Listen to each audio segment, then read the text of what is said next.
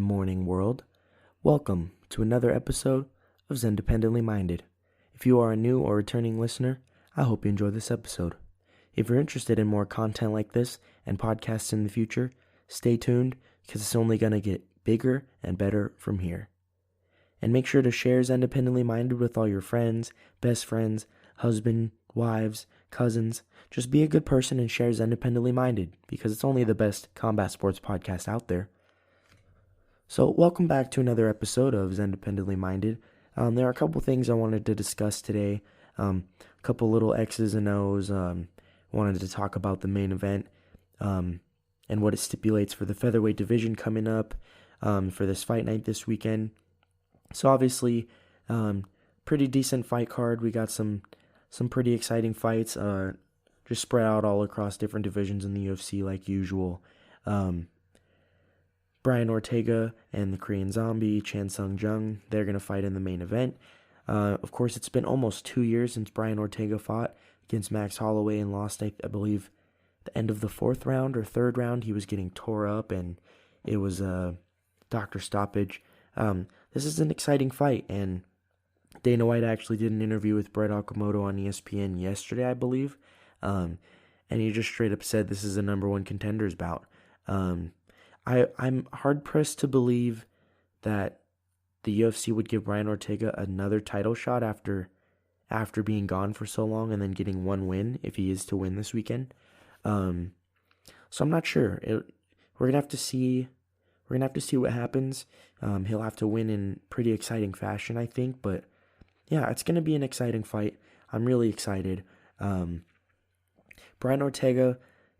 He got outstriked and just outclassed by Max Holloway the last time he fought, and it's just we can't pretend like Brian Ortega wasn't landing some good shots. He has some really good boxing, some of the best boxing in the UFC, and he's got good jiu-jitsu. We can't sit here and pretend like he didn't hurt Max a couple times. He did. He hurt Max one or two times, and had me worried a couple times in that fight for Max because I'm a big Max Holloway fan. So we can't sit here and pretend like the Korean Zombie is going to walk all over Brian Ortega. As far as how good Brian Ortega is going to look after nearly 2 years of being inactive, we're going to see. He did say he kind of wanted to reinvent himself. He wanted to revamp his style and work a lot on his fighting because he was just getting completely outclassed and outmatched, outstruck, basically in every aspect of the game except for those couple good moments for him when he fought Max. So he's taken time away, and hopefully he's used, if you're a Brian Ortega fan, you're hoping he used that to evolve as a fighter and get better, and we're going to see. We're going to see if he's used that time wisely, and we're going to see if he's grown. His opponent, Jung, Korean Zombie, I believe he's only fought for the title once before, and he got knocked out by Jose Aldo, which it's nothing to be embarrassed about. Jose Aldo is an all-time great, and he's a guy that a lot of people have lost to, so it's not a horrible thing. It's not something to be ashamed of. The Korean Zombie's been around for a while. He hasn't just fought in the UFC, of course. He was a tough fighter, tough guy in the WEC, and then he fought in some smaller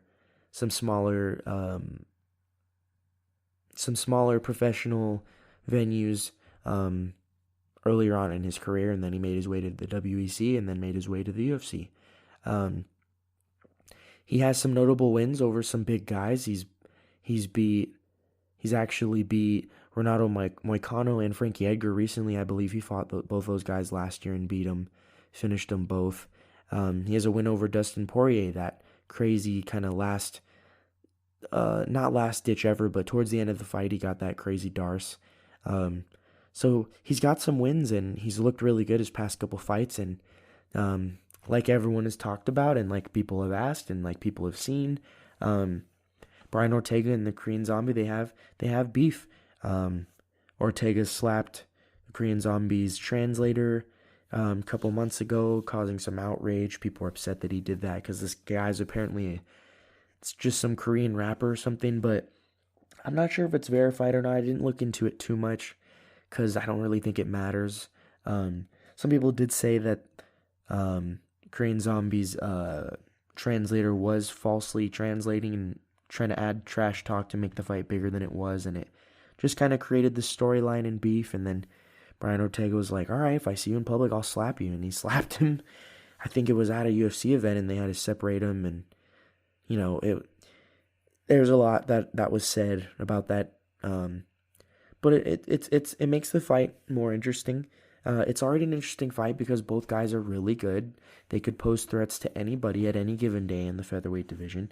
It's just going to be really interesting. This fight will be very telling on whether or not Brian Ortega bounced back from that fight and evolved and improved and filled the holes that were seen in his last fight. Because, like I said, he was beaten really badly.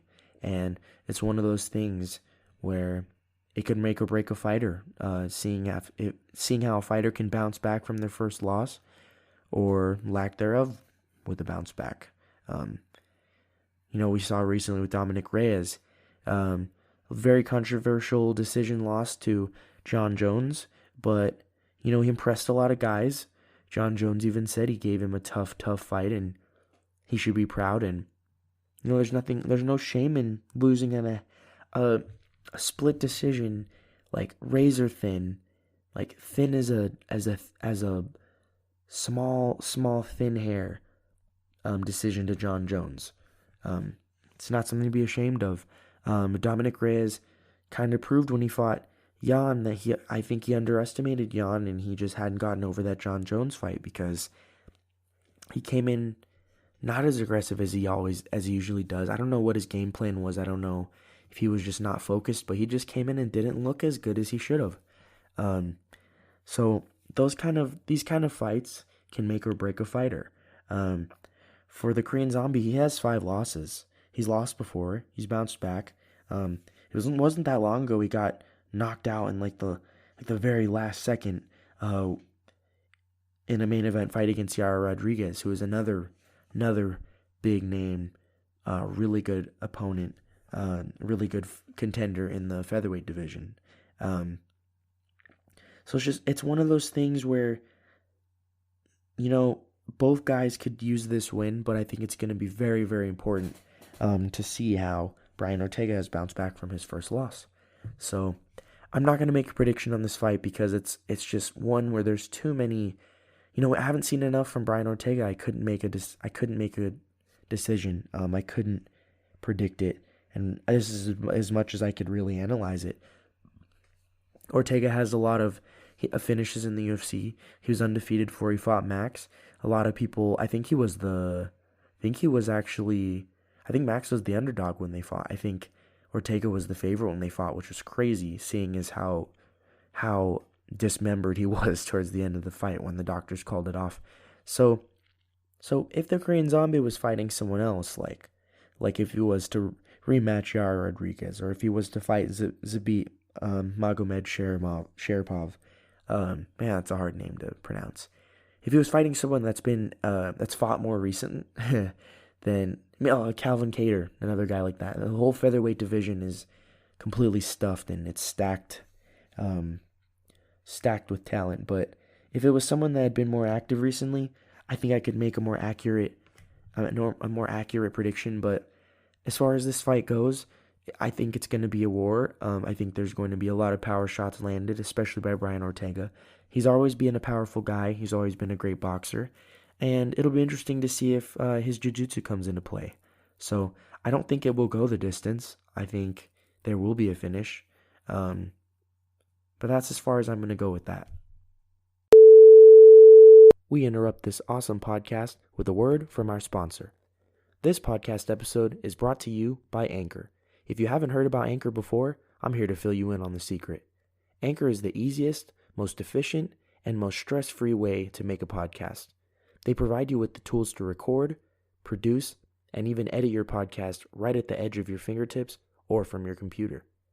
Anchor will distribute your podcast to the major podcast platforms like Spotify, Apple Podcast, Google Podcast, and many more. You can also make money from your podcast with no minimum listenership. Anchor has everything you need to help make your voice heard. And best of all, Anchor is free. That's right. It's free. Everyone should have a podcast with Anchor. And if you don't believe me, you're listening to a podcast that was made with Anchor right now. I use Anchor every single time I make a podcast because they're the best podcast platform out there. It's super easy and it's free. So go ahead and download the free Anchor app or go to anchor.fm to get started. That's anchor.fm. Now, let's get back to the episode. So, coming back to the podcast after that word from our sponsor, another thing that I wanted to talk about was just kind of reacting to the news that Dana White offered that fight in the UFC, of course, between Dustin Porier and Conor McGregor. Conor was asking to fill in one of those empty slots, like the one where Gilbert Burns and Kamaru Usman were supposed to fight. Dana White basically said, "Screw you" to Conor and Dustin, and said January 23rd, 2021, which sucks. That he basically said that's the date. Can't move guys around. Can't move fights around. That's what Dana White was saying. It was kind of weird to me because they were empty slots, unless he's filled those slots with fights that we don't know about. I don't actually remember. I do know Peter Yan and Aljamain Sterling are going to actually fight. That fight's been officially signed and made. I don't know if that filled the Usman and Burns spot. I'm not really sure. But I feel like there were some slots that they totally could have filled. Main event slots, of course, for Dustin and Conor. So it was a little weird that Dana's not budging on that. I think maybe he'll come around, or I hope he does, because I don't want to wait till January. I don't want to wait 3 months and 3 months and some change to see Conor fight again. And Dustin wants to fight before the end of the year. Conor wants to fight before the end of the year. And I think either guy might get a title shot after this fight, so it's kind of weird timing. But it might work out a little bit because whoever wins January could fight Khabib April, May, or June, because Khabib likes to fight once every 6 months or so. Assuming there is no craziness next year, but you never know. People speak things into existence all the time, and people keep saying, "Man, can 2020 get any crazier?" 2021 could be pretty wild too. I look forward to this fight being made. I know Conor says he's accepted. I just want to see them sign it. I don't want to get my hopes up too much, but I'm getting pretty excited. I just want the fight to be officially announced by the UFC. I want to start seeing promos. I want to start seeing some media, even 3 months out. I don't care. I just am excited to see the King back. And it's going to be interesting to see how this affects the lightweight division, because these are two guys that, with a win, or maybe, if Dustin was to win, he'd be on a 2-fight winning streak. If Conor was to win, he'd be on a 2-fight winning streak. I would believe that the next guy for Khabib would be one of the two, whoever wins. I don't know if Khabib would be too keen on the rematch that quickly. He's talked about a fight with GSP, and then he wants to ride off into the sunset 30-0. There's a lot of factors in play. I'm not sure if GSP will be able to fight, if he will be willing to fight next year. I don't know if he could make 155. I don't know if the UFC is going to make a 165-pound division for them, like GSP had asked. He said he wants both guys to go somewhere they've never been before. There's a lot of factors. If the fight's even made, I really want to see Conor fight in the UFC. I don't want to see him boxing, at least not yet. I want to see him do something crazy, like get the BMF belt from Jorge, or go back to welterweight and get a belt, which is unlikely, but I want to see him do something special. I don't want to see him dink and dunk in the UFC again. I want to see him stay committed, or at least get another title shot, and then go on to boxing. I think he could get a boxing world title depending on who he fights, depending on what division. Because there are some cans in boxing that have titles, man. There's too many titles. A lot of paper champions, people that build their undefeated 25-0 record against a bunch of cans, a bunch of human punching bags that don't do anything. Boxing is a complete joke right now, which is part of the reason why I haven't done a boxing podcast, because there's nothing to talk about. There's a bunch of BS. a bunch of mandatory title drama with Tyson Fury and Deontay Wilder and Anthony Joshua, and then Errol Spence and Terrence Crawford still are not fighting. They're both fighting cans. I think Kell Brook is gonna fight. Who's he fighting? He's fighting Errol Spence Jr. I think. It's like boxing's a joke. Nobody's watching boxing right now. Nobody cares. Eyes are on the UFC. And this is coming from a huge boxing fan, man. I love boxing, but they need to get their crap together. Anyways, going off on a tangent a little bit, I just really hope to see either the fight, at the least I want the fight officially made January 23rd. Boom, it's going to be like UFC 256 or 257. I'm not sure. It definitely won't be a fight night, that's for sure. That the UFC would be crazy if they just did a fight night. So I just want to, at the least, see the fight officially made, officially signed and announced by the UFC, or at the best, I would love to see them move the fight up for the end of the year. Maybe do a stacked end of the year card. But I mean, if it would be stacked, it'd have multiple title fights.